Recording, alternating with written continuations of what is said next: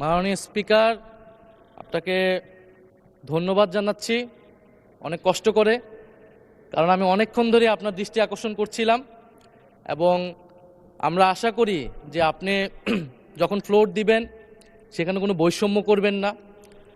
আজকে মাননীয় বিরোধী দলীয় নেতা উনি মুলতবি প্রস্তাব পেশ করেছেন, সেই অনুযায়ী আপনার রুলিংও হয়েছে, কিন্তু সে বিষয়ে আইনমন্ত্রী, মাননীয় আইনমন্ত্রী এবং মাননীয় স্বরাষ্ট্রমন্ত্রী তারা কিন্তু তাদের বক্তব্য ব্যাখ্যা রেখেছেন সংক্ষিপ্ত সময়ে হলেও। তো সেই ব্যক্তিতে কিন্তু আমাদেরও কথা বলা থাকে, সেই সুযোগগুলো কিন্তু আমাদেরকেও দেওয়া উচিত মাননীয় স্পিকার।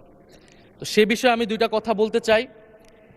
এখানে আমাদের কারোরই ভুলে যাওয়ার কথা না যে দুইটা নির্বাচনের মাধ্যমে আমরা আজকের এই জায়গায় এসেছি, একটি গণভোট এবং একটি জাতীয় সংসদ নির্বাচন। এবং এই গণভোটের ভিত্তি হচ্ছে যেই আদেশ, জুলাই সনদ বাস্তবায়ন আদেশ,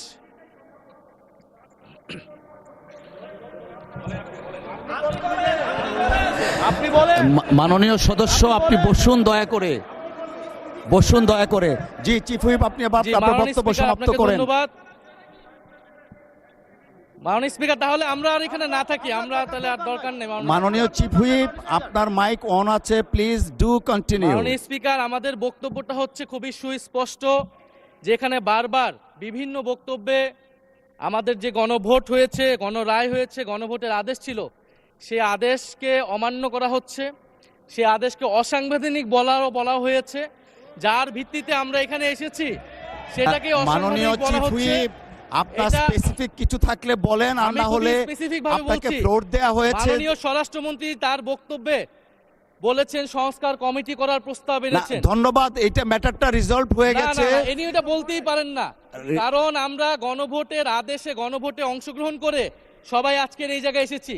আমরা সংবিধান সংশোধনের জন্য এখানে আসি নাই, সংবিধান সংস্কারের জন্য আমরা এসেছি। ধন্যবাদ মাননীয় চিফ হুইপ এবং মাননীয় সংসদ সদস্য জনাব হান্নান মাসুদ, আপনি আপনার অসমাপ্ত বক্তব্য সমাপ্ত শুরু করুন। নিয়ে আসতে বলেছেন, সেটার জন্য আমাদের সংবিধান